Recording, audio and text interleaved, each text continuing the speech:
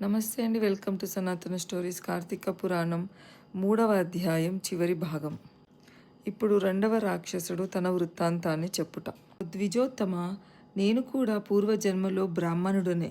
నేను నీచుల సహవాసము చేసి తల్లిదండ్రులను బాధించి వారికి తిండి పెట్టక మార్చి అన్నమో రామచంద్రాయ అనేట్టుగా చేసి వారి ఎదుటనే నా భార్యాబిడ్డలతో పంచభక్ష పరమాన్నములతో భుజించుచుండెను వాడిని.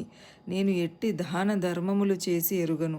నా బంధువులను కూడా హింసించి వారి ధనము అపహరించి రాక్షసుని వలె ప్రవర్తించితిని. కావున నాకు ఈ రాక్షసత్వము కలిగెను.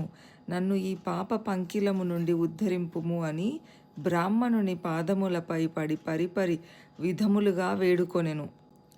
ఇక మూడవ రాక్షసుడు కూడా తన వృత్తాంతము ఇలా తెలియజేశాను.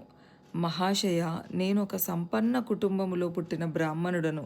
నేను విష్ణు ఆలయంలో అర్చకునిగా ఉంటిని. స్నానమైనను చేయక కట్టు బట్టలతో దేవాలయములో తిరుగుచుండెడి వాడను. భగవంతునికి ధూప దీప నైవేద్యములైనను అర్పించక భక్తులను కొని తెచ్చిన సాంభవమును నా ఉంపుడు గత్తెకు అందజేయుచు మద్యం మాంసం సేవించుచు పాప కార్యములు చేసినందున నా మరణాంతరము ఈ రూపము ధరించి తిని. కావున నన్ను కూడా పాప విముక్తిని కావింపుమని ప్రార్థించెను. ఓ జనక మహారాజా, తపోనిష్ఠుడగు ఆ విప్రుడు పిశాచములను దీనాలాపము లాలకించి, ఓ బ్రహ్మ రాక్షసులారా, భయపడకుడు. మీరు పూర్వజన్మలో చేసిన ఘోర కృత్యంబుల వల్ల మీకు ఈ రూపములు కలిగెను.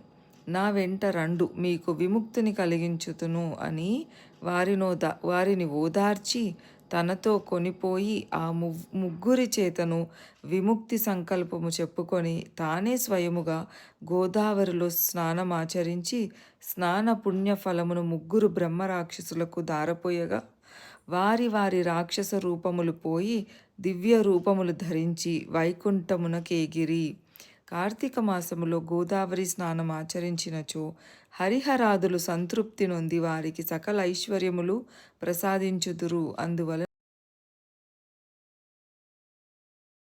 ఇది స్కాంద పురాణాంతర్గత వశిష్ఠ ప్రోక్త కార్తీక మహత్యమందలి 3వ అధ్యాయము 3వ రోజు పారాయణం సమాప్తం. సర్వం శ్రీకృష్ణార్పణమస్తు. సర్వే జన సుఖినో భవంతు. ఈ వీడియో కనుక నచ్చినట్లయితే లైక్ చేసి సబ్స్క్రైబ్ చేసుకోవడం మర్చిపోకండి. మీ ఫ్రెండ్స్ అండ్ ఫ్యామిలీతో షేర్ చేయండి. సర్వే జన సుఖినో భవంతు.